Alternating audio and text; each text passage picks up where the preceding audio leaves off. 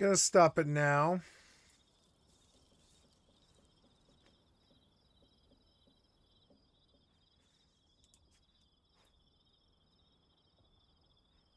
You're fired. Pam Bondi is officially out as Attorney General, and Tulsi Gabbard, she might actually be next on the chopping block. There had been some murmurs, some speculation, but Trump announced on Truth Social today that he axed Bondi. And you've got reports already rolling in that he plans on replacing her with Lee Zeldin, the administrator of the EPA. And this is absolutely huge news. I mean, we're talking about one of Trump's biggest proponents and attack dogs, someone who's gone to bat for him countless times and weaponized the DOJ for him in ways that we've truly never seen before. But it also isn't the most surprising because Trump's been souring on Bondi for a while now, with his biggest complaints being the way that she handled the Epstein files, which makes sense because the whole thing's been a shit show no matter how you look at it. And actually, to that point, the timing here is incredibly notable because it comes just before Bondi's expected to give a deposition to the House Oversight Committee after being subpoenaed over the Epstein files. Though her firing shouldn't change any of that, with the committee's ranking member saying in a statement that she is still legally obligated to appear. And then beyond that, as far as Trump's problems with her, he reportedly didn't think that she'd been aggressive enough in targeting his political opponents. And that's something he's been grumbling about for months. He was especially angry with the Justice Department because he couldn't get a win against the former FBI Director James Comey and the New York Attorney General Tish James, though that wasn't for a lack of trying. But it activates the part of my brain when I'm watching some Real Housewives over my wife's shoulder, even though I said I wanted to watch something else and I didn't want to really watch this, but I'm kind of watching it, and oh my god, it's 3 hours later. According to the Daily Mail, her firing was messy as fuck, with them reporting that Bondi begged Trump not to fire her in an explosive showdown at the White House after he accused her of an unforgivable offense. And they added that when Trump told her she had been terminated, Bondi responded by pleading for the president to give her more time in the role. And as far as the unforgivable offense that the Daily Mail is referencing there, you had them claiming Trump's reasoning for the sudden dismissal comes in part because the president believes Bondi tipped off Eric Swalwell about the FBI's efforts to release investigative documents related to his relationship with an alleged Chinese spy. But despite all that, Trump's generally been in Bondi's corner publicly. And in fact, when asked for a statement after rumors of her firing first started circulating last night, Trump literally responded, "Attorney General Pam Bondi is a wonderful person and she is doing a good job." And even in his post announcing her termination, Trump described Bondi as a great American, patriot, and a loyal friend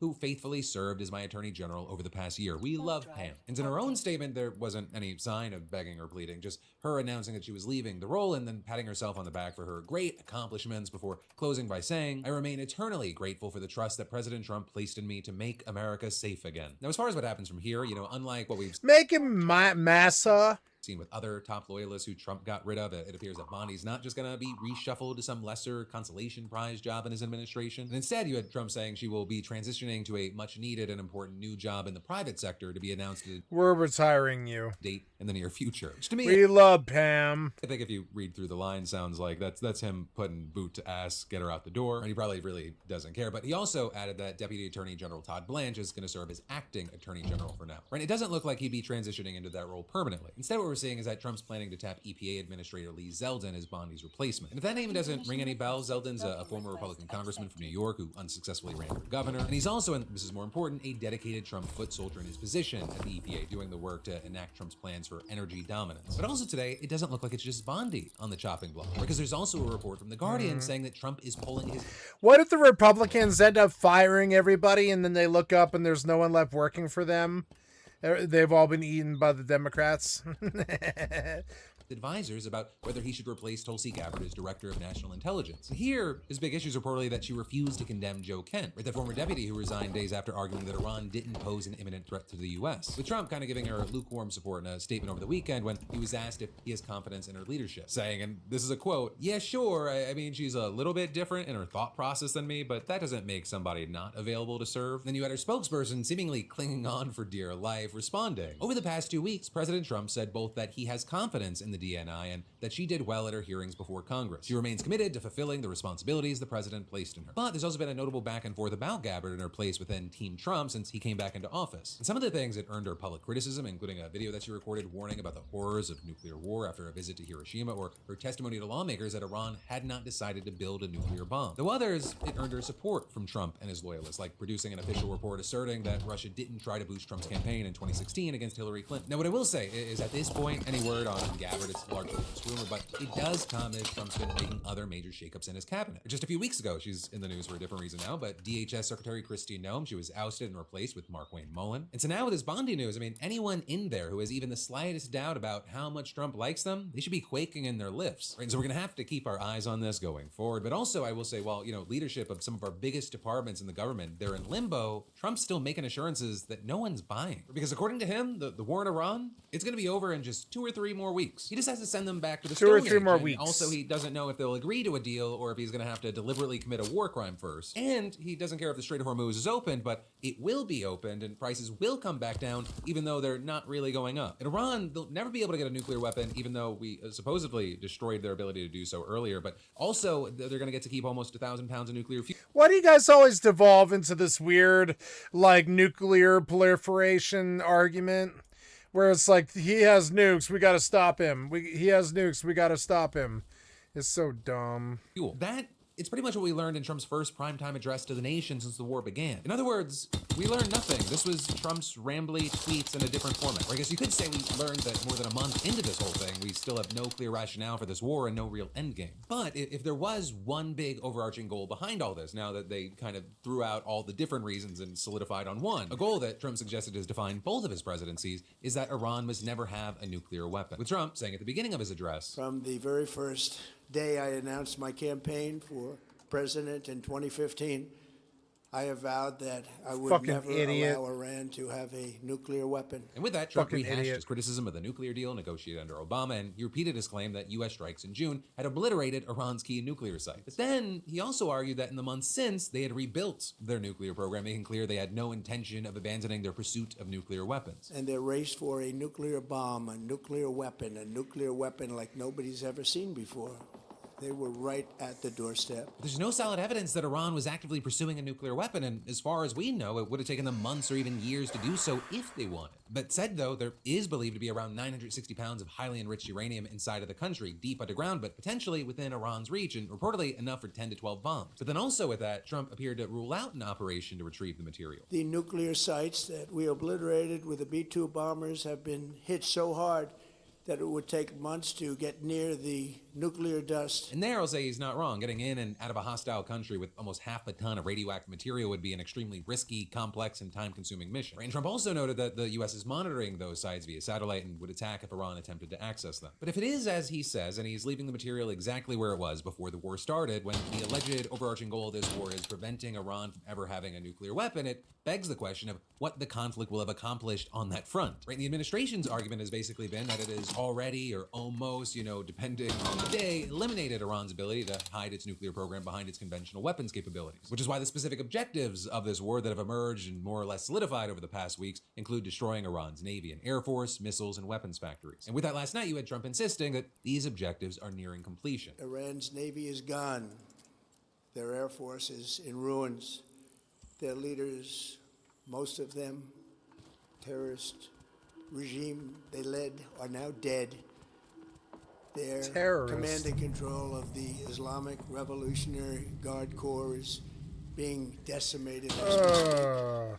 Their ability to launch missiles and drones is dramatically curtailed, and their weapons, factories, and rocket launchers are being blown to pieces. But of course, Iran, they've been battered, but definitely not beaten. And while Trump, he continued to insist that the regime change had been inadvertently accomplished, claiming that the country is now being led by a less radical and much more reasonable group, it appears that the new supreme leader may only be more hardline and the Revolutionary Guards may only have more influence. And actually, regarding the country's military capabilities, you had a spokesperson pushing back against Trump's claims, saying, "Your intelligence on our military power and equipment is incomplete. You know nothing of our vast strategic capabilities. Do not assume you have destroyed our strategic missile production sites, long-range attack and precision drones, modern air defense systems, electronic warfare, or special equipment. Such assumptions will only deepen the quagmire you have fallen into. Adding the sites you think you hit are insignificant. Our strategic military production takes place in locations you do not know about and will never reach. Do not bother trying to count our missiles, drones, and strategic."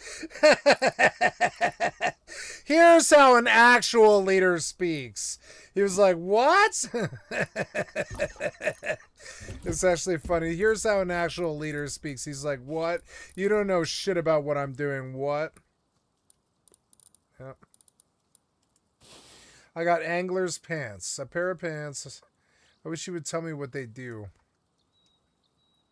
systems. You will be wrong and achieve nothing. And of course, this guy, yeah, he's probably downplaying the impact of US and Israeli strikes, but the fact does remain. Iran does continue to launch attacks across the region, with Israel, the UAE, and Saudi Arabia all responding to drone and missile strikes just today. And then on top of all that, the Strait of Hormuz is still mostly locked down. Although as far as Trump, he continued to try to play it off as a problem for other countries, even though he had said hours earlier that he would not agree to any ceasefire deal unless the waterway was open. The United States imports almost no oil through the Hormuz Strait and won't be taking any in the future. We don't need it. We haven't needed it, and we don't need it. The countries of the world that do receive oil through the Hormuz Strait must take care of that passage. They must cherish it. They must grab it and cherish it. He's just a figure he's like a fucking puppet. He's a puppet for Bannon. This is how Bannon talks. They can do it easily.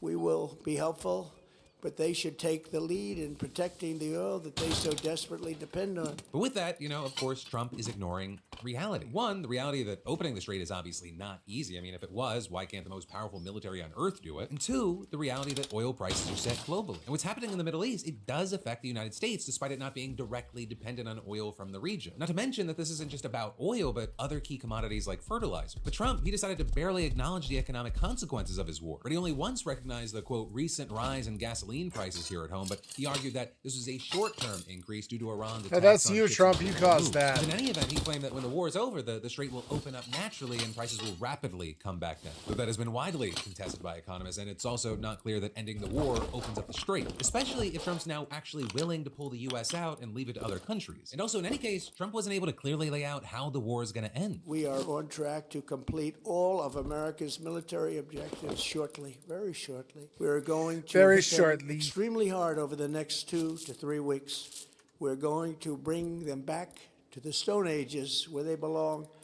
In the meantime, discussions are ongoing. If there is no deal, we are going to hit each and every one of their electric generating plants very hard and probably simultaneously. Right, so just first things first. As we have talked about, targeting power plants is generally considered a fucking war crime under international humanitarian law. Just an absolutely insane way to try and bring someone to the negotiating table. But also, Trump's willingness to resort to extreme force, it might be exactly why Iran is hesitant to even come to the negotiating table. Right, with a spokesperson for Iran's foreign ministry saying after Trump's address, "We will not tolerate this vicious cycle of war, negotiations, ceasefire, and then repeating the same pattern. This is disastrous not only for Iran, but for the entire region and beyond. We are defending against an illegal war." Now, that said, you've had 2 Iranian officials and a Pakistani official telling the New York Times that public statements from Iran, they've been harsher than private messages passed to the United States, also claiming that the Iranian government could engage diplomatically under the right conditions, or which could include something to show that the U.S. is willing to talk seriously about ending the war permanently. And actually with that, Iran's president came out with a letter addressed to the American people yesterday defending Iran's actions, criticizing the United States, and suggesting diplomacy might be possible. Writing today, the world stands at crossroads. The choice between confrontation and engagement is both real and consequential. Its outcome will shape the future for generations to come. But with that, it's also not totally clear who in the Iranian leadership actually has the authority to make a deal right now. And it's not clear whether the president's letter was written in coordination with the Supreme Leader or the Revolutionary Guard. Though I will say hardliners in the country reportedly went after him for suggesting that Iran was open to negotiation. In the meantime, all this uncertainty combined with Trump's escalation and the seemingly lack of interest in opening the Strait of Hormuz back up, it has shaken the markets once again. Where you have the price of oil jumping more than 7% after Trump's speech, and stock markets around the world fell, especially in Asian countries that are extremely reliant on oil and gas from the Middle East. And actually, shortages are so bad in some parts of Asia that people are being killed. In Bangladesh, for example, criminal groups have reportedly raided transport vehicles to stockpile fuel. And there, as well as in India and Pakistan, some workers have been killed in robberies or attacks stemming from anger over the lack of supplies.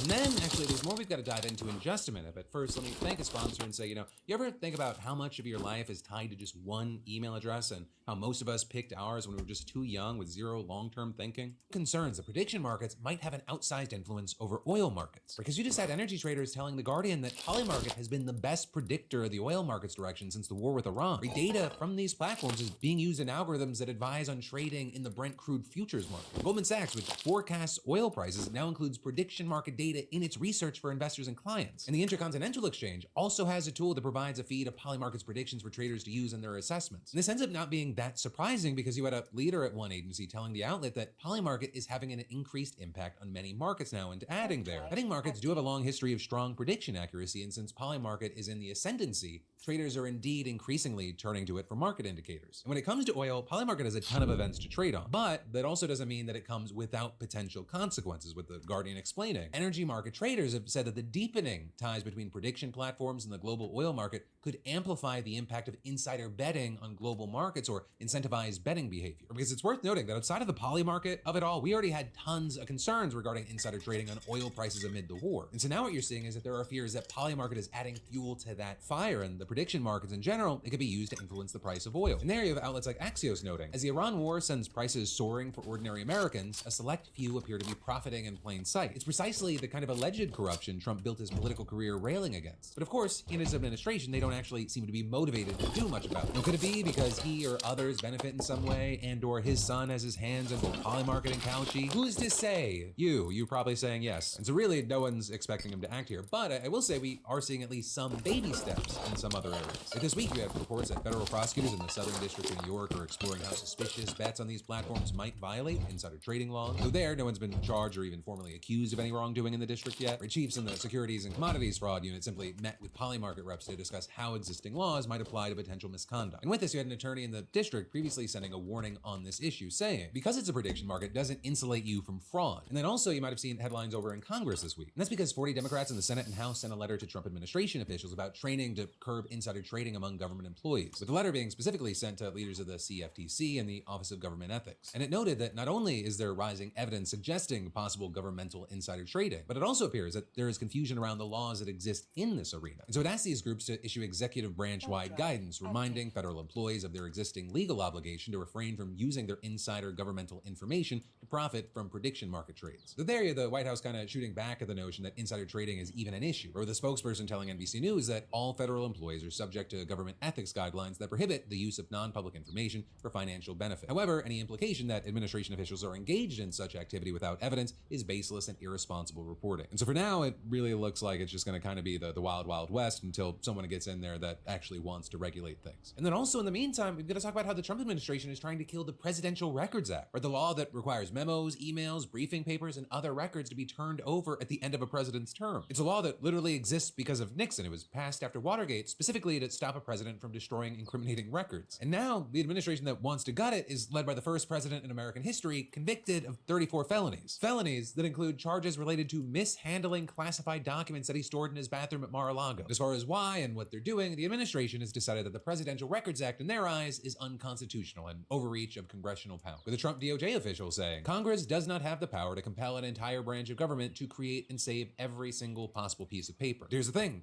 Congress does in fact have that power. They have it for that specific reason we just talked about. After Watergate, Nixon wanted to destroy recordings that incriminated him. And the Presidential Records Act was passed in 1978 to make sure that that could never happen again. It established that presidential records belong to the public, not the president, and that they must be preserved and turned over at the end of each term. The National Archives, they already allow the release of official records 5 years after a president leaves office. This isn't some crazy radical transparency requirement. It is a standard part of how American democracies function for nearly 5 decades. But this administration, they say, well, Congress, they can still access records through a negotiation process. Because Trump respects Congress. But also, here's what makes this so suspicious. Reports say that Trump's already been telling White House employees to preserve documents for historical value to explain past actions and guide future ones. So he's apparently fine with the concept of keeping records. He just doesn't want it to be legally required. So you've been wondering if they're okay, apparently, with the public eventually seeing these records anyway. What's in them that they want the power to decide whether or not to hand them over? During a time of war, covered up scandals, and an administration staffed with loyalist first yes men, gutting the one law that guarantees that the public will eventually see what happened inside of the White House, it is not a transparency move. It is a cover your ass move. And of course, this is where Trump's history makes this exponentially worse. I know so many of us don't have memories anymore, but he received a 37-count federal indictment for allegedly mishandling classified documents that were found stored throughout his Mar-a-Lago estate. That included, infamously, boxes stacked in his bathroom. Today, an indictment was unsealed, charging Donald J. Trump with felony violations of our national security laws, as well as participating in a conspiracy to obstruct justice. I got indicted. And next week I'll be indicted again, and the following week again, and then again, and again. Yeah, but again. In fact, my boxes, it was secure. Everything was good. Those documents appear to be stored in a facility where public events and gatherings took place, though Trump has maintained his innocence. And they come after Donald Trump, weaponizing the Justice Department, weaponizing the FBI. We can't let this continue to go on because it's ripping our country to shreds. We have such big problems, and this shouldn't be one of them. Right, in that case, it ended up getting dropped when Trump was reelected. Also in February, a Trump-appointed judge permanently blocked the release of former special counsel Jack Smith's final report, keeping the public from ever knowing the full findings of that investigation. And then there's the leaked audio from after his first term where he appeared to reference a classified memo about an attack on Iran. See, as president, I could have declassified it. Now I can't, but this is classified. Something that contradicted his own prior claims. I have no classified documents.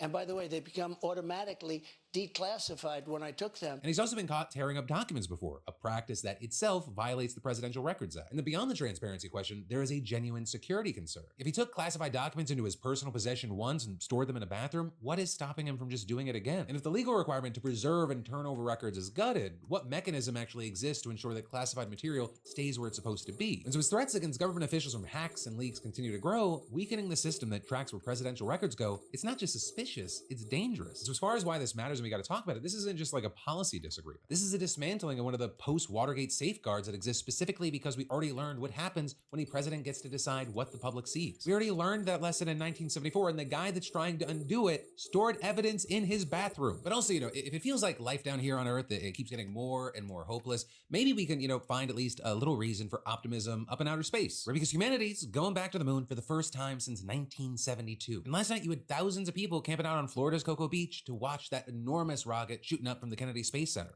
4, 3, 2, 1. Booster ignition. And liftoff. The crew of Artemis II now bound. They are on the way, and God bless them. These are brave people. So this mission, it's called Artemis II because it's the second out of 4 missions that NASA has planned. And the first one actually went up in 2022, but no one was kind of really paying attention that time except like the really hardcore people. It was uncrewed, there wasn't a lot of fanfare. But this one, it had people pumped. You had 4 astronauts, 3 Americans, 1 Canadian. But also, they're not actually going to land on the moon. They're going to fly around it. And actually, the third mission in 2027, that one's not going to land either. It's just to test the equipment to dock with the landers that they plan to use. But then the fourth, in 2028, that's when they're going to put boots on the lunar surface again for the first time since the Apollo missions. But also, and I have to stress this because my son will get very angry if I don't, just because the astronauts on this flight aren't going to be landing, that doesn't mean it's not super fucking cool. I mean, for one thing, space is dangerous no matter what. There is a risk tied to it. There's a million things going on, and a lot of those impact life or death. But then also, they are going into deep space on this one. I mean, to put it into perspective, the ISS, it orbits just 250 miles above Earth. And the moon, it's some 250,000 miles away. And they're going to be going around that even further than we've ever done before. And they're also flying aboard a spacecraft that's never carried humans before, ever. Oh, well, again, anything could go wrong. During the first uncrewed mission, the spacecraft's heat shield suffered unexpected damage. And that's just one example, but not great because the craft is gonna have to deal with heat of up to 3,000 degrees Fahrenheit when it re-enters Earth's atmosphere. And so yeah, I'm gonna agree with Trump on this one thing. He said these guys and one gal, they're brave. Unfortunately, so far, things are going well. And the launch itself went pretty smoothly. Outstanding, Stan. We see the same, and we have a beautiful moonrise. We're headed right at it. So there, I'll say they're technically not headed to the moon yet. Because first, they're going to circle the Earth and conduct a bunch of tests to make sure that everything's good before making what's called a translunar injection. Which really quick, calm down, RFK. That is not something getting cooked up by Pfizer and Moderna. It just means getting on a trajectory toward the moon. And assuming that everything's normal, they're supposed to do that tonight. But also, there was an issue, a potentially gut-wrenching problem, if you will. The toilet didn't work. But apparently, its fault light was blinking when the astronauts tried to turn it on. So NASA told them to kind of just shit in bags in the meantime, which I will say is actually how the Apollo astronauts did it back in the day. So, they just dumped all their waste on the moon where presumably it is still sitting there today. But by contrast, the Artemis crew, they're supposed to enjoy the luxury of a dedicated private bathroom with a toilet. You have a urine hose. So this is where you collect all your urine. And then this is just like a toilet seat. And this is where the solid waste is collected. The feces gets sucked down into the bottom, into a bag, and you close that off and you squish it down into the bottom into the canister. The room also comes with handrails and foot tethers, so you've got something to hold on into zero gravity, and/or you, I guess, haven't been eating enough fiber. And then actually, one more fun fact, instead of recycling their own urine and drinking it the next day like they do on the ISS, the Artemis crew, they're just gonna vent it out into space. So yeah, the Artemis crew, they're gonna be literally pissing into the void multiple times a day. But back to the actual news, NASA said, they did fix whatever was wrong with the toilet, so barring any other hiccups, they should be on their way tonight. With them then expected to reach the moon by Monday, and since they'll swing even further past it than the Apollo guys did, they'll break the record for distance from Earth by over 4,000 miles. With the astronauts then spending hours gawking at the lunar surface, including portions of the far side that have never been seen by human eyes before. And in fact, they were trained by geologists before they left so that they could spot unique features and snap photos of them for further study. And meanwhile, tiny chips containing the astronaut cells are distributed throughout the spacecraft so that medical researchers can study the effects of space travel, zero-G, and radiation exposure. With them then slingshotting around the moon, hurtling back toward Earth, where they'll end up parachuting down in the Pacific Ocean on April 10th, completing a nearly 700,000-mile journey. And then presumably we're off to the races, first to put humans on the moon before China does, then to build a permanent base on the lunar surface, which it just sounds fucking awesome, and finally realizing Elon Musk's dream of reaching Mars. And hopefully he doesn't make it a hellhole like he did with X. Though also speaking of Elon Musk, his company SpaceX just filed to go public in June, which could be one of the biggest IPOs in history. Right? It values itself at over $1 trillion, and Elon's hoping to raise another 50 to 75 billion with this. So yeah, man, I hate my brain. This was supposed to be like just a positive story, but now I'm like, oh yeah, the same money getting us to Mars is also eroding our democracy back on Earth. But that right there, my friends, you beautiful bastards, is the end of today's show, though it doesn't really have to be, because we can keep this party/dumpster fire going, whether it's you clicking or tapping to watch that brand new episode of Crashing Out, my podcast with myself and Alex Perlman, and or you take 30 seconds. Hello. Hey. Okay, I'll be right there. I bet. Okay, I've got to stop here, guys. I'm sorry. 1, 2, 3, 4, 5, 6.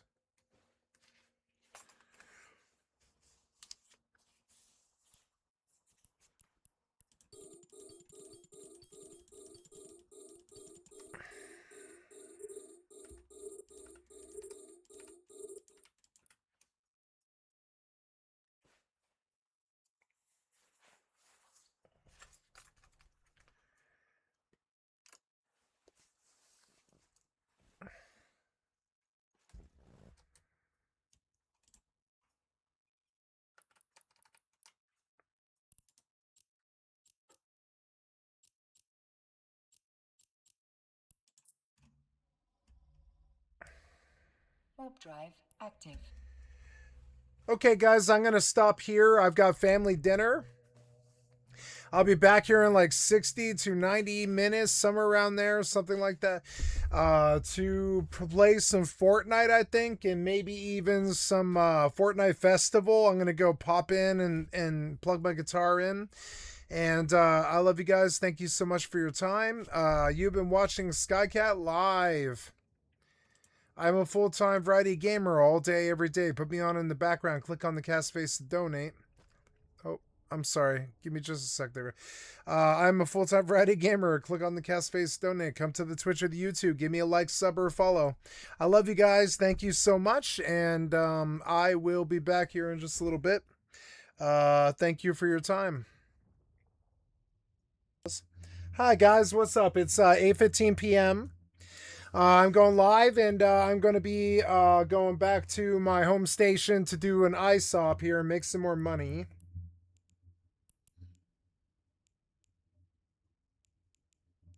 I got to make sure I'm going back to the right place. Yes, I am, yeah. Yeah, I'm going to cancel Diplo Shuttle, which is good. I got another level 4 done.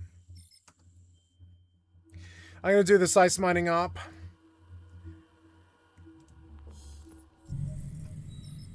What happened to the video I was listening to? It's like gone now, I guess. Go back. No, you don't have it anymore, huh?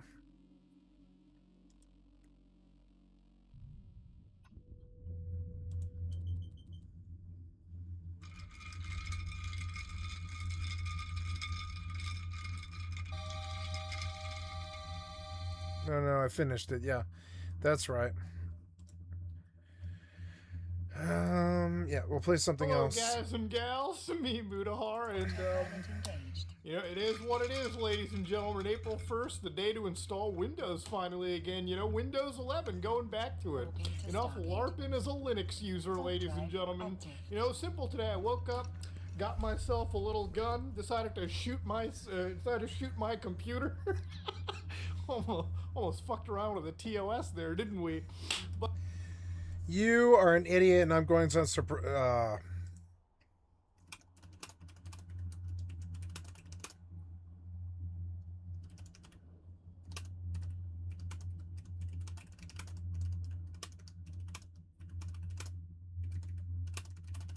Approaching Stargate.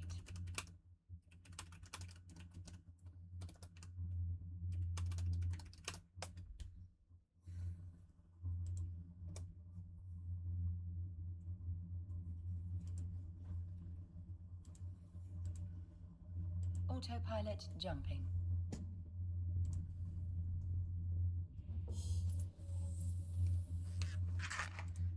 So he made the very conscious decision to roast the roast. Because he didn't want to hurt his friend, and also he didn't want to do a roast. He didn't love the form. He was the master of playing on these kinds of contradictions, including probably his most famous joke when he told Conan he was a deeply closeted gay man who also wasn't gay.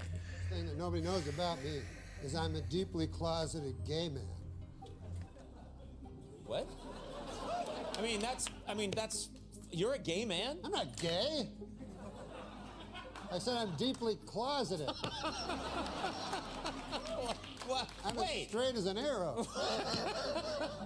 So you're a gay man who won't admit it? No. Do you know what deeply closeted means?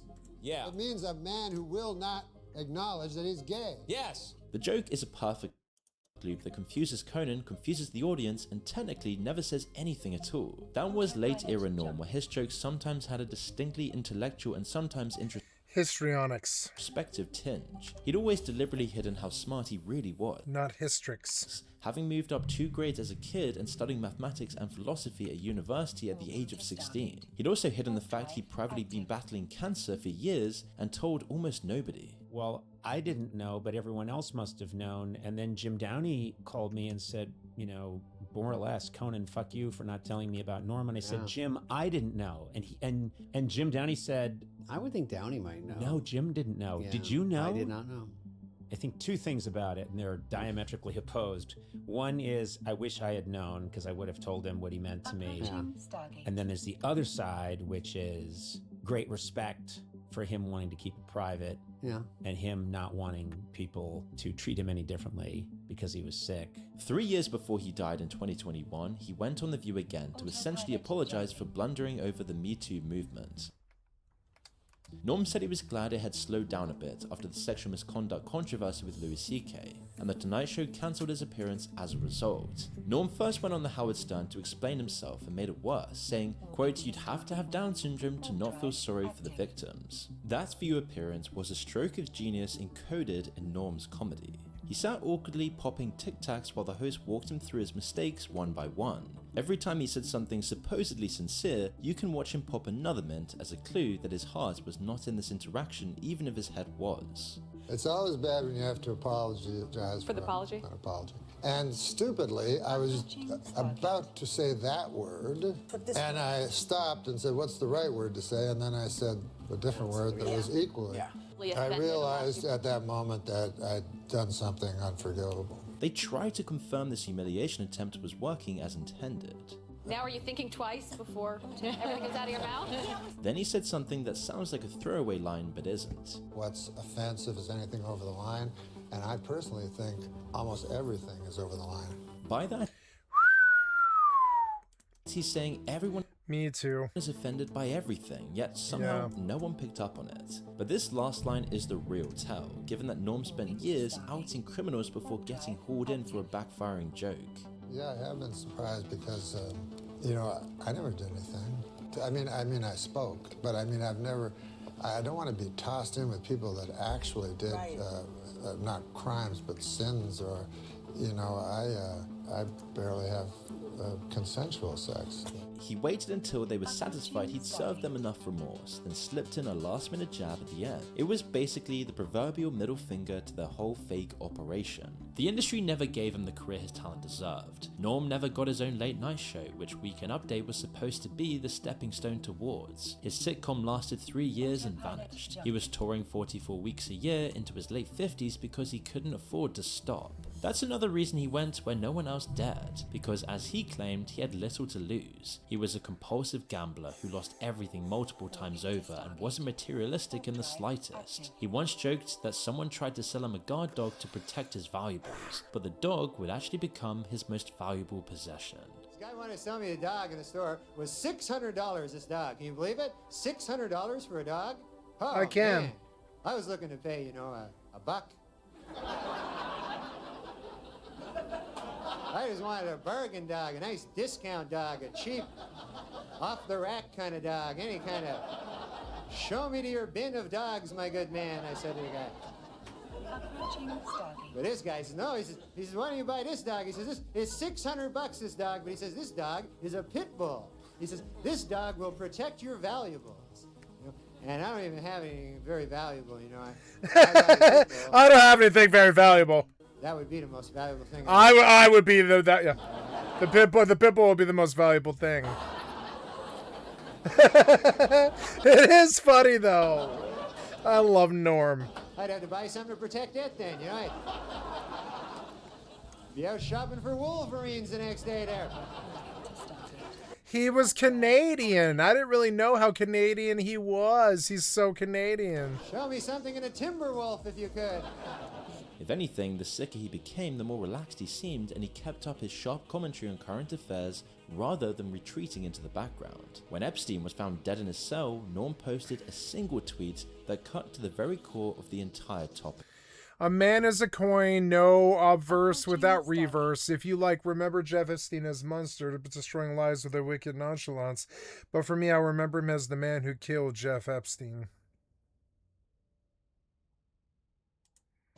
A man is a coin, no observe without reverse. If you like, remember Jeff Epstein as a monster, destroying lives with wicked nonchalance. But for me, I will remember him as the man who killed Jeff Epstein. You have to think about that last line again where he says the man who killed Jeff Epstein. Norm is saying Epstein killed himself, but by framing it as something Epstein did to Epstein, he's making the death sound like a hit. Either Epstein killed himself and that's suspicious, or someone else killed him and it was covered up, which elegantly covers both bases. Before that more famous post, he posted something more to the point like his earlier style of comedy, saying Epstein was point blank murdered by his powerful friends. Considered that was his gut instinct and not a widely held view at the time, and when Norm had a gut instinct, he usually was right. Hey, did Jeffrey Epstein commit S? Was he on S-Watch? Impossible. Was he murdered by his rich and powerful friends? At the same time, he also kept on defending others from the industry's injustices. When Shane Gillis was hired and then publicly fired from Saturday Night Live in 2019, Norm was among the very few in the industry to speak out. With the media labeling him as a bigot, Norm picked up the phone and talked to him for an hour.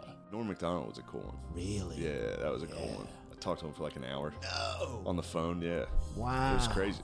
He's another guy that's exactly who you think he is, you know? 2 years after that phone call, Norm called it a draw with cancer after 9 years. I'm pretty sure if the cancer dies, I mean, if you die, the cancer also dies at exactly the same time. Yeah, you beat the cancer. So that to me is not a loss, that's a draw. It's a draw. It's a fucking draw. Legacy has only created more supporters for the very fact that it's going out of fashion. Every time another scandal breaks, everyone looks back at a time when influential comedians like Norm would go straight for the jugular regardless of the consequences. The question of why exactly he hounded powerful people doesn't have a single clear answer because he deliberately obscured his own motivations. He professed to not... It's decency. You see this world full of indecency. Know or care about politics. People had very strong opinions on the election. I'm not one to talk. You know, some people had very strong opinions one way, and other people had strong opinions the other way. And I didn't have any opinions at all. I don't have really any opinions on anything. Like, you ever watch the CNN, and they'll have the polls, you know, and it'll be like, what do you think about embryonic stem cell research? And then it'll be like, see, there you go. It'll be like 52% yes, 46% no, 6% I don't know. See? And that's me. I don't know. I don't know. 6%, that's me. I don't know. So I phone up the CNN, you know, and I go, hey, listen, is this the TV? You know, that question you asked about the embryonic stem cell research? I don't know.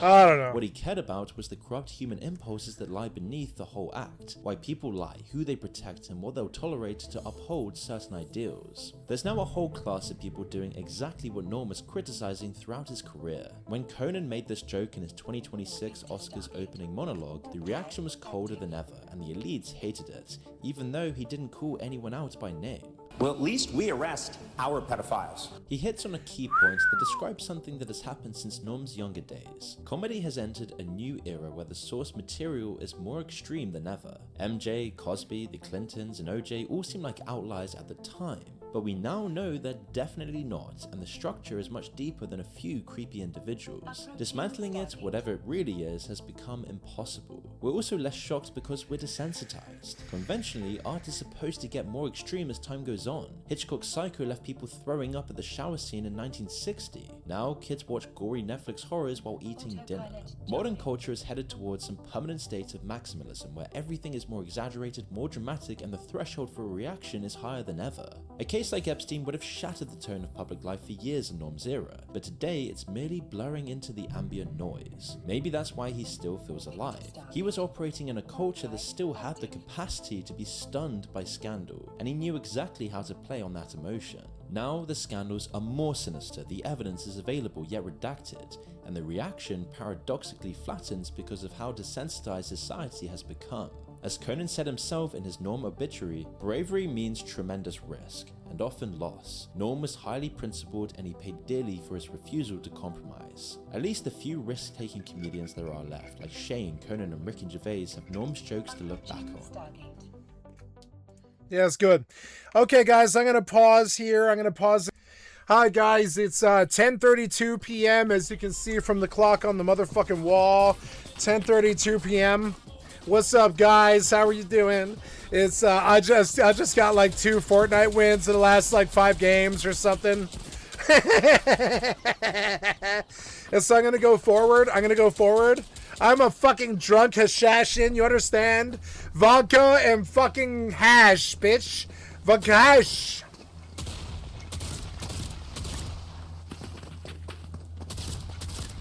No, I'm gonna win this. Hey, kitty. My cat's on my lap. Yeah, come to my lap, kitty. Hi, kitty. I love you. You're a part of this. I'm doing so good. Yeah, I'm doing so good. Now we listen to complete silence as I kill these bulls. You understand? Listen to the complete silence. Complete silence. Those idiots are getting out. I'm not getting out right here. I'm not doing that. I'll take that place. Yeah, I'll take that place. Yeah. Hi, kitty. I love you. Hello, sissy. I love you. Hello, sissy. I love you. Hello, sissy. I love you. Hey, sissy. Hey, sissy. I love you. I love you. See it? Hi, sissy. I love you. I'm just saying.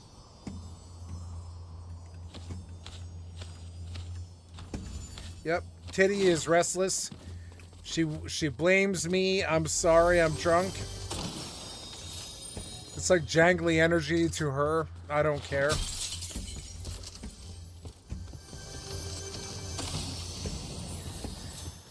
Okay, here we go.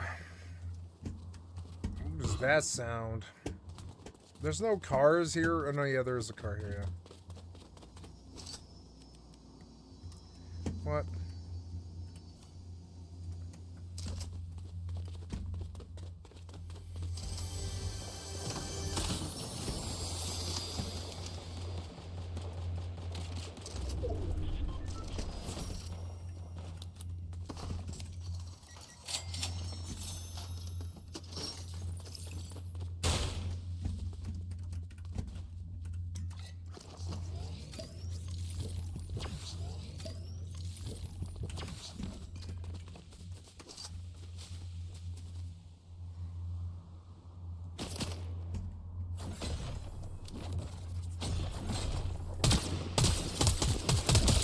Oh, I killed him too. Sorry.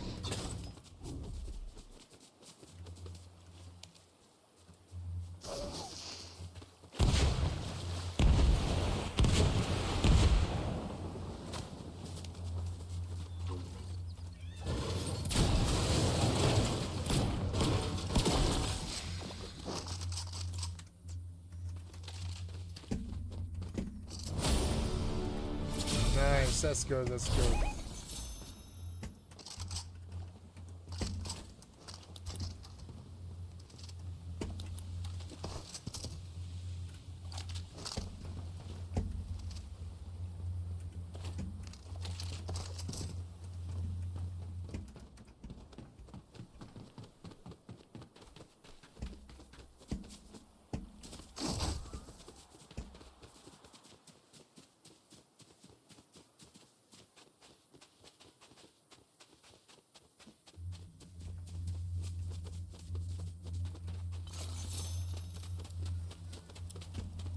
The hell was that sound?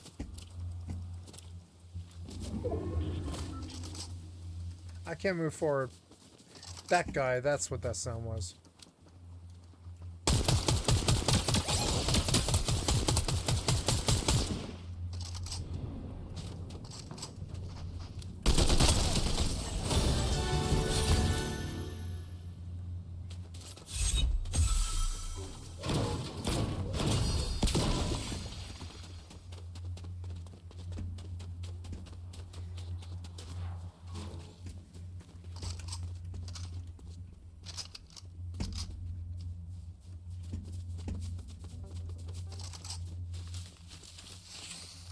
Oh no, I have to make sure that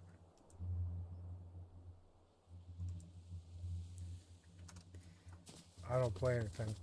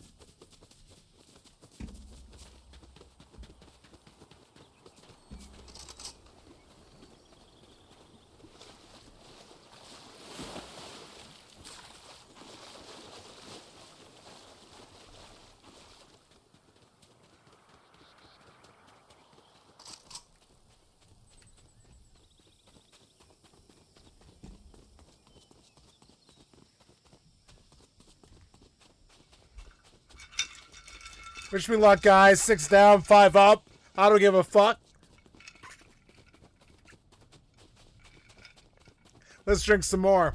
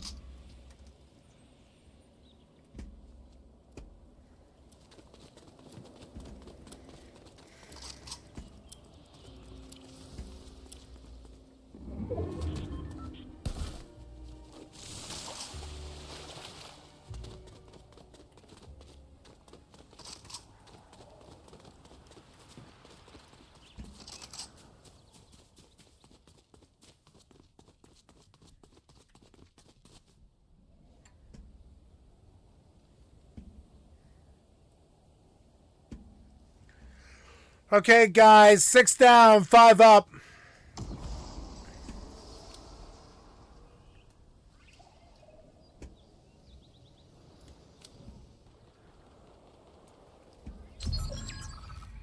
Six down, 4 up.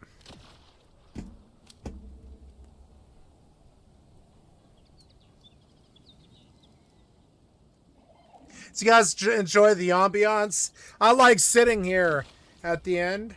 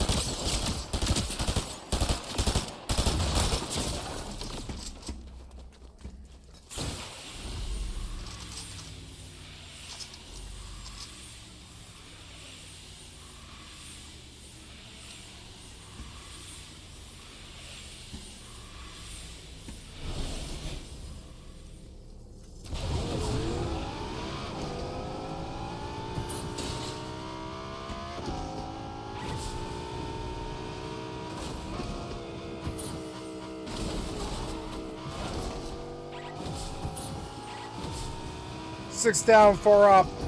I'm in the top 5, baby. I don't want to take the kid's crown from him. I don't want to take the kid's crown from him, but I'll do it.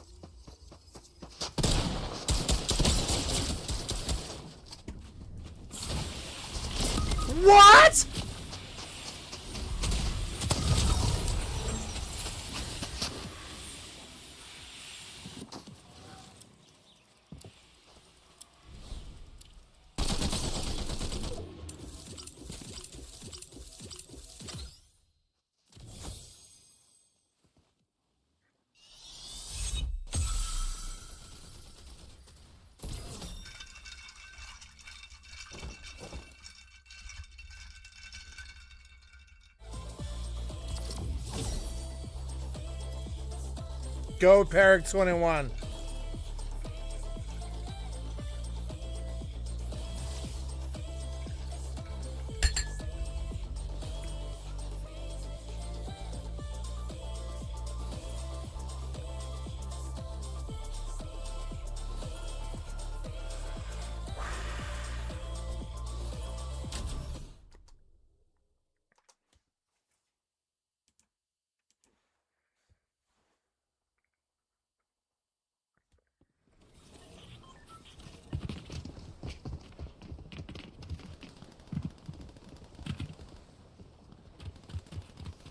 Hello everyone. Today I want to talk about my obsession with live service games and my attempts of quitting them and never being able to.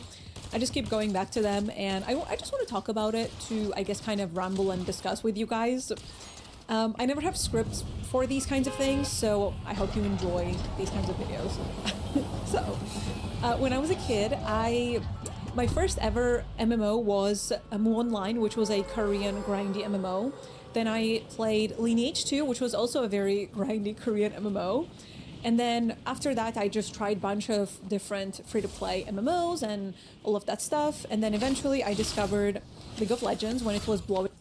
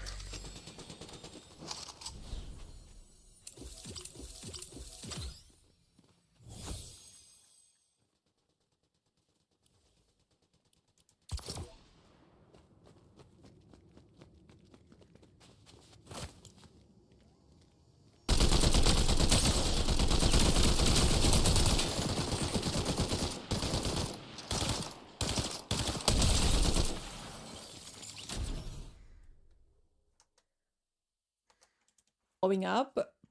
I believe I was 15 or 16, so it's been 15 years now since I've been very actively playing League of Legends on and off. I had a bit more of a success in quitting League when I kind of realized that, like, what am I doing? This is making me feel bad. When I play ranked games, all I feel is rage and disappointment, and all I want to do is punch a wall. So maybe I should just step back and occasionally enjoy League, or just play normal games, or try to balance things out and maybe not get as angry. Because I also had a huge, my rank was directly connected with my ego when I played League, and I was Diamond for I think 3 years in a row, and then I tried to be Diamond every single time and like go higher and higher. So whenever I would struggle, I would not be able to get to Diamond as fast, it would really, really hit my ego and I would feel really bad.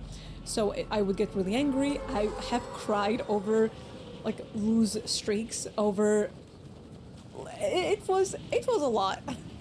So when I kind of sat down with myself and I realized that this is making me extremely unhappy, I need to stop, and I need to quit right now.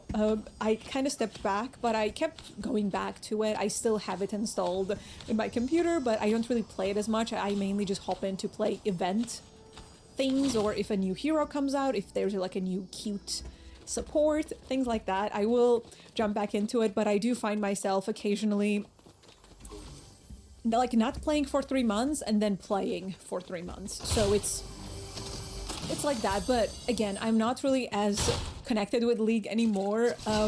Luckily I have a nice wall, so even if I lose a ranked game, it might make me feel a certain way, but I'm not punching a wall and I'm not crying. I'm just the world is gonna be fine. After League, I switched, so I played MMOs, then I played League, and then I went back into MMOs again because I was never someone who enjoyed shooter games. The only shooter game that I have ever enjoyed was Overwatch, which is a hero shooter, so it's kind of like this traditional MMO MOBA type of supports and healers and tanks and all of those things. So I always just played Mercy, Moira, those kinds of just supporty characters, which you don't really have to aim that much. It's just all about strategies, objectives, those kinds of things. So I really enjoyed Overwatch, and I still play it here and there, but I don't really like play it as much as, I don't know if you guys remember back in the day, if you played Overwatch when it originally came out, I believe in 2017, I don't remember exactly, 17, 18 maybe, when it was a peak. Everyone was playing Overwatch, everyone was obsessed with it. It was such a good time playing with all of your friends and just hopping in, playing all day. It was so fun. So I have those memories with Overwatch, and I will touch on the nostalgia of games as well, because it plays a lot into me wanting to go back to them from time to time and kind of not being able to quit because it's nostalgia. But after Overwatch and League and all of those things, then I went into ESO, which was Elder Scrolls Online, and I played that. No, I went into World of Warcraft. I played that for a little bit, but because it was my first ever traditional MMO experience, because mind you, I played only Korean grindy MMOs before, so I never experienced this World of Warcrafty type of queue for the dungeon, and this is a tank, and this is a healer in like an MMO sphere, because I've only experienced that in competitive games mostly. So it was such an overwhelming experience that I had to quit, because I had no idea what was happening. It was happening all at the same time, and I remember having this really terrible experience in a dungeon of me telling people that, hey guys, I'm new to this game, please can we like slow down, because everyone was just rushing in a dungeon, and all I got was them insulting me, and then after the dungeon they kept like whispering me, calling me a bitch. It was a lot. And mind you, I was very sensitive to the internet stuff back in the day, so I was very upset. But yeah, that made me kind of quit and step back, and I did not really touch World of Warcraft after that. And then I went into ESO because I discovered that Elder Scrolls Online, because I discovered that the Morrowind expansion came out, and I've never even heard of ESO before.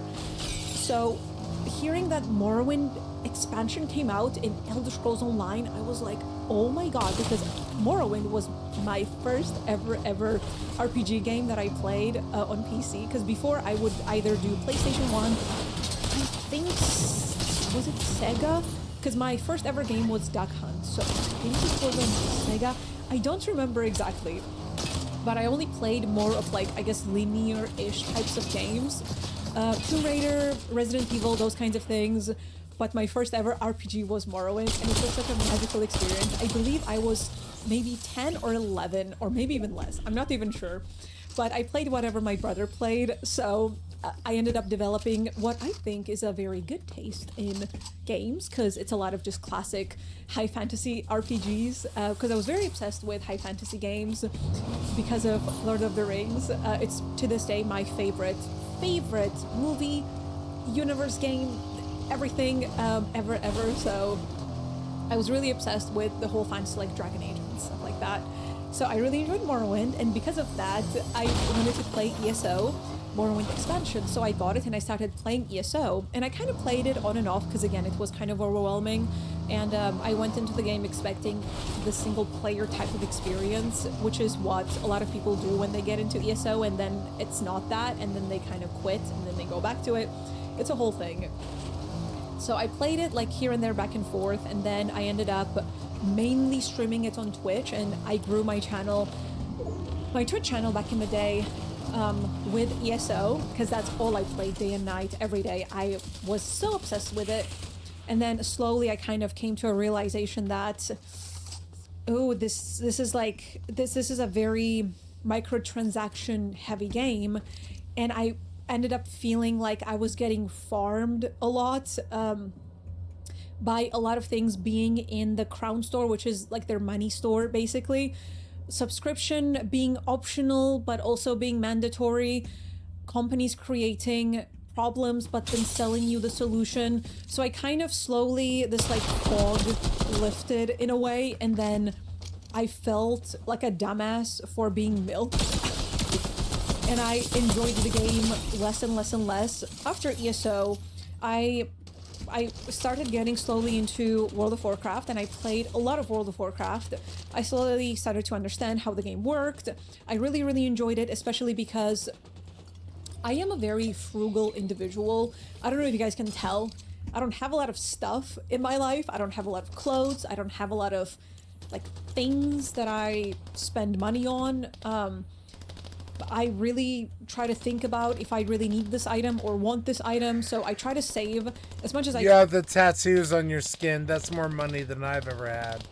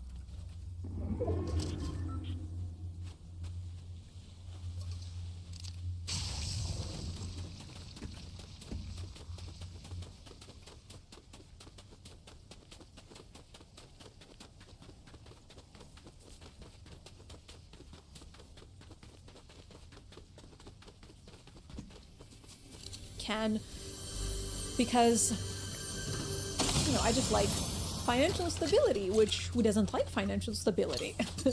So I just don't like spending money on things.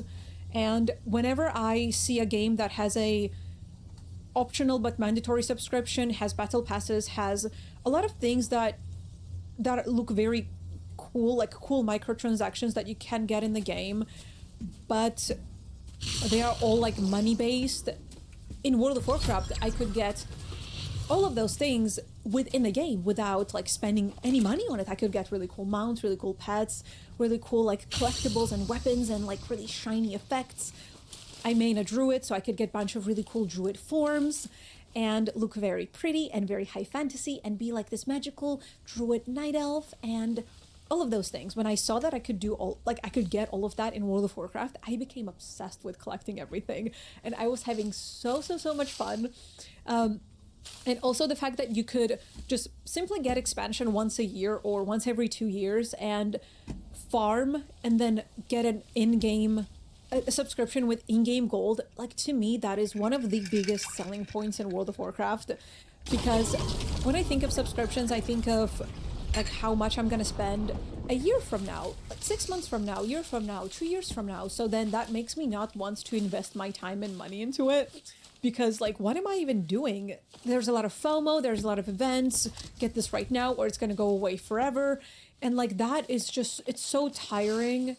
It's so exhausting, because then you feel like you need to log in and you need to play even though you might not feel like playing. And this is such a silly problem to have, because it's like the world is not gonna end, like who cares? But if you are a gamer, I'm sure that you can relate with this issue that it might actually give you anxiety in a real world. It's so silly, but that's just what happens. Like, to this day, I tried quitting just general live service games so many times, but I just ended up going back to World of Warcraft because it has such a good deal for me, and it's such a high fantasy. It captures everything that I love about fantasy games, and it really just scratches my brain in such a good way.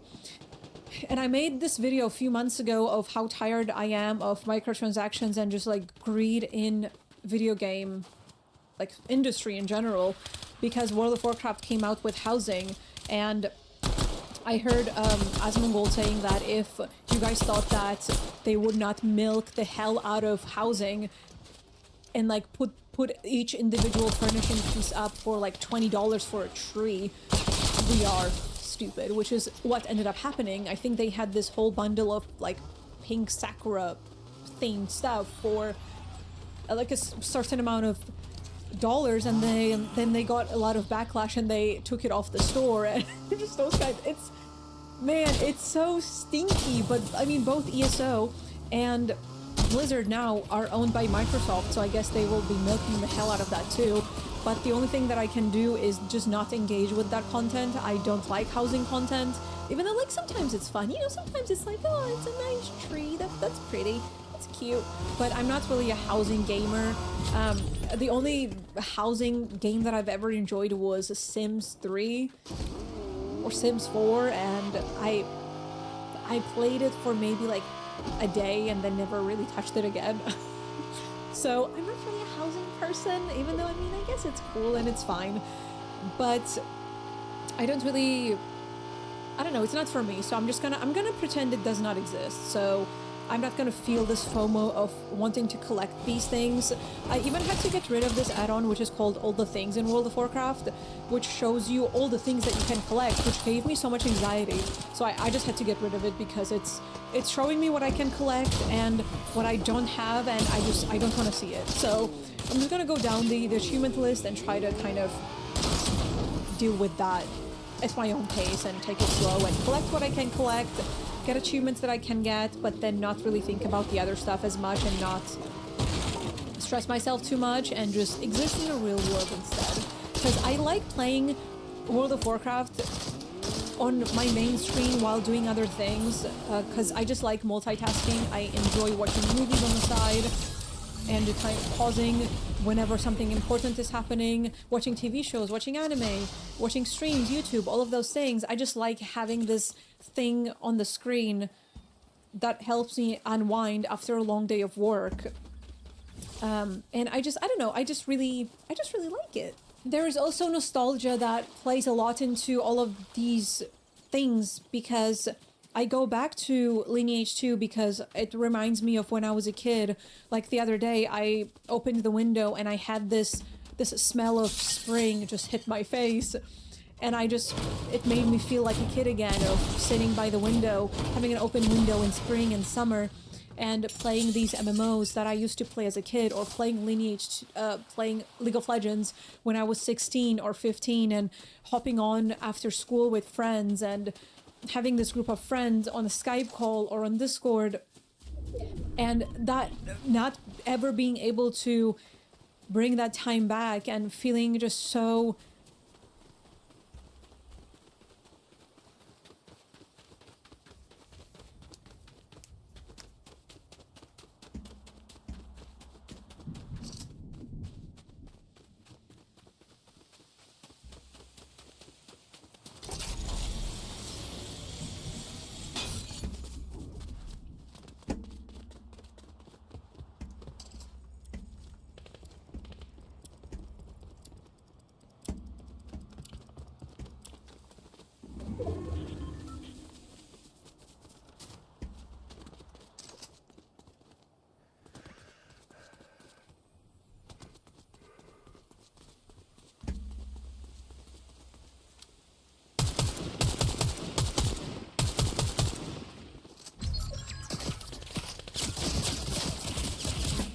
What?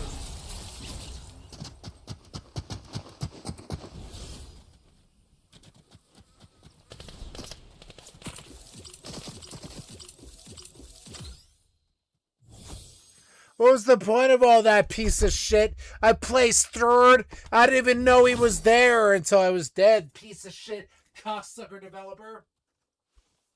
What the fuck's your problem?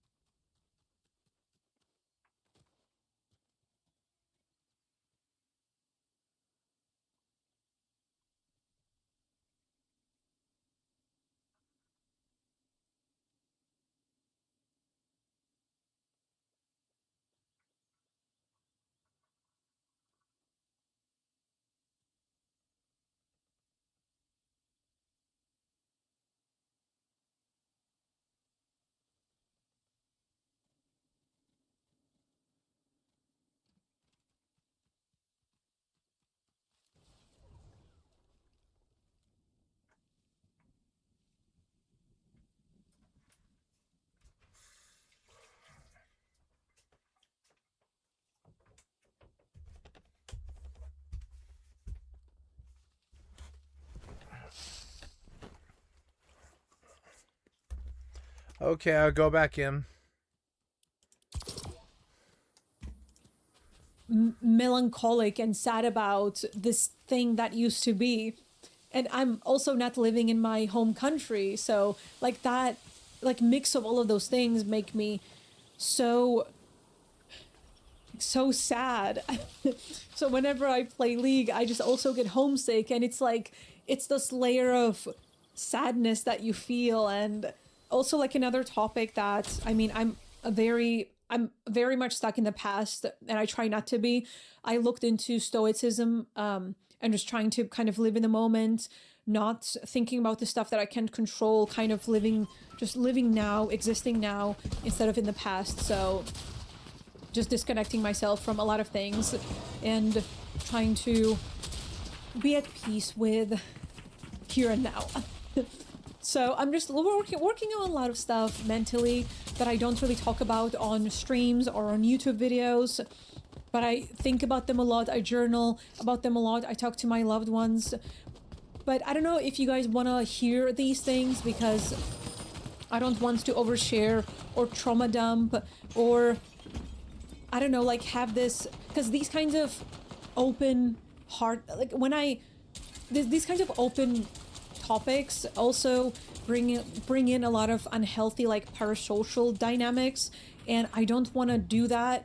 But I also think that it's like, when I watch these kinds of videos, it makes me feel seen and not as alone, and I kind of feel like maybe me talking about what's on my head constantly will reach people that might feel hurt from these, I don't know, might make you feel better, or you might relate, and I don't know. And even recently, I mean, I looked into what I could play to avoid playing live service games, and lots of people were saying, like, Civilization, Slay the Spire, like those kinds of, like Balatro, those kinds of really chill games. I dabbled into more simulation games like the House Flipper and those kinds of things, which I do enjoy occasionally, but then I just, after some time, after a day or two of me quitting live service games, I have this drive of, like, I want to play.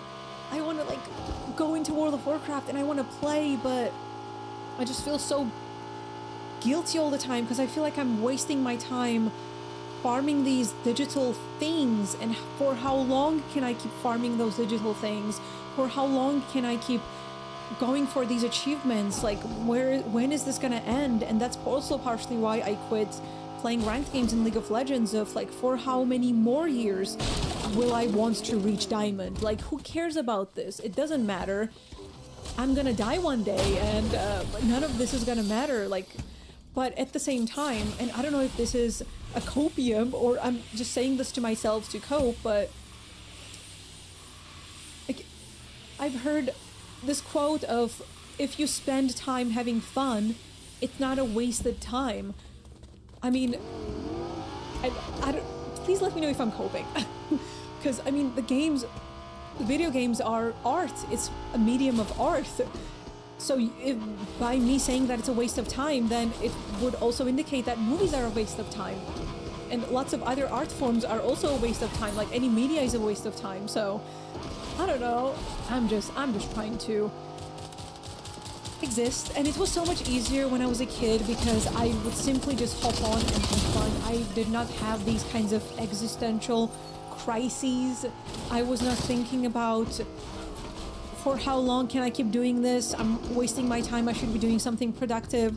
So I would, like, nowadays, I would try to pick up a new hobby, but then I would, let's say, make a purchase of buying an instrument. I got a lyre some time ago, and I played on this lyre for 3 days non-stop, but then I kind of stopped, and I have not picked it up ever since. So I hate consuming things, but when I want to try something new, I will try it for a little bit, but then I get burnt out, and I keep going back to my old obsessions, and then the other stuff just starts collecting dust. So it's like, oh man, I think I should think less and just try to exist. Yeah, let me know if you enjoyed this video, and maybe you want to watch something that's not related to video games, because I don't know, I don't want to post something that's maybe only related to mental health and not to video games, and like talk about my insecurities and stuff, which can be a little bit scary. I mean, talking about your insecurities on the internet is not really the best decision, because the internet can be very mean, and even though I have learned to grow a thicker skin, there are a bunch of people who, you know, just, you never know who's on the other side. It might be like a 10-year-old just roasting you, so, but still doesn't feel good, you know? So, I don't know if you guys, enjoyed this. You want to watch more videos like this, because I always think that I don't have opinions worth listening to.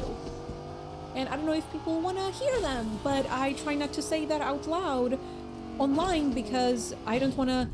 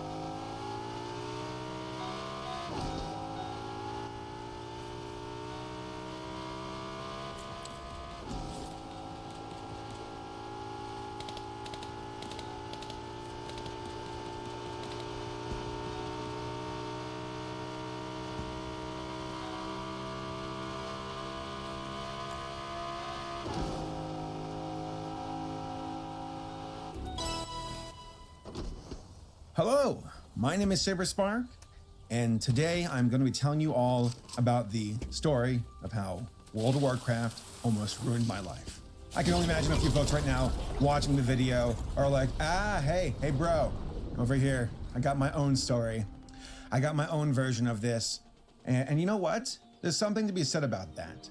There's something to be said about how relatable this tale, this particular decline that so many other folks who played WoW went through. It's a testament to the Pandora's box that was open from this caliber of game, how it impacted folks in a cavalcade of ways. I'm pretty sure cavalcade's the right word, in a variety of ways. How about that?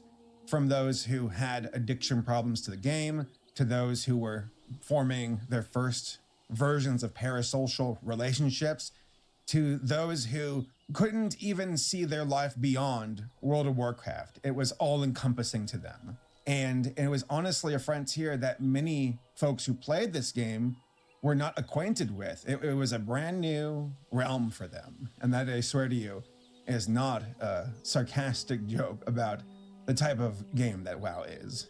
Let me load in real fast, all right? Here we go, loading bar. Let's begin.